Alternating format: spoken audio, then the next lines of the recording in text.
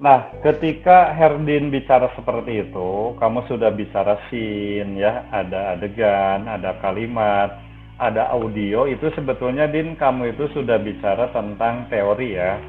Karena saya bilang kan di awal mata kuliah bahwa mata kuliah ini itu punya prerequisite ya, dari mulai bunyi, fonologi, sampai kamu semantik, pragmatik mungkin sekarang, kalau bagi yang ngambil pragmatik dan kalau ada, atau kamu yang sudah lulus mata kuliah drama, drama satu itu sudah ada scene satu, scene dua, kemudian storyboard bagaimana, kemudian kalau di iklan itu ada jingle ya, kalau misalnya di sini ada audio, audionya seperti apa.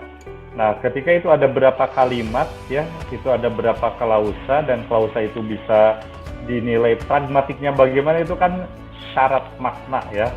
Jadi makna per kalimatnya itu, ini ngajak ngobrol siapa sih gitu, kamu yang dengerin atau bagaimana, seperti apa, itu banyak banget. Nah, iklan itu kan lokal ya, street ya, karena iklan itu kalau sudah lokal kita Samsung, kalau sudah internasional jadi Samsung.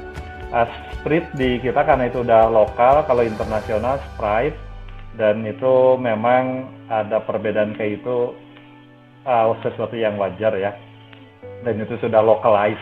Itu sebetulnya produknya produk luar ya, sudah di localize, dan namanya pun sudah jadi lokal. Jadi nggak apa-apa, itu iklan split ada berapa, dan kamu bisa nulis itu Din dengan apa tuh ya, persinnya, dan mungkin kita karena bahasa dan iklan, kamu akan lebih fokus di setiap klausa, setiap kalimatnya. Speech act-nya itu kan itu juga perlu teori. Nah, jadi kamu tetap ngambil teori pragmatik, mungkin teori semantik, itu sebetulnya siapa speakernya, itu narator ya, sebetulnya narator yang berbicara. Biasanya kan kalau iklan itu perbincangan antar tokoh. Nah, jadi ada writer, ada narrator, ada author. Nggak tahu kamu di sastra dulu pernah tahu author itu siapa, writer itu gimana, narrator itu seperti apa. Itu juga kamu nanti akan ngambil Din ya. Jadi kalau kamu ngambil 7 aja iklan street, kemudian tahu kamu scene-nya bagaimana, kalimatnya seperti apa, siapa yang bicara terhadap siapa, itu menurut saya itu udah jadi jurnal. Ketika Din, apa ya bedanya writer sama narrator? Kalau di sana apakah memang narator yang langsung mengiklan?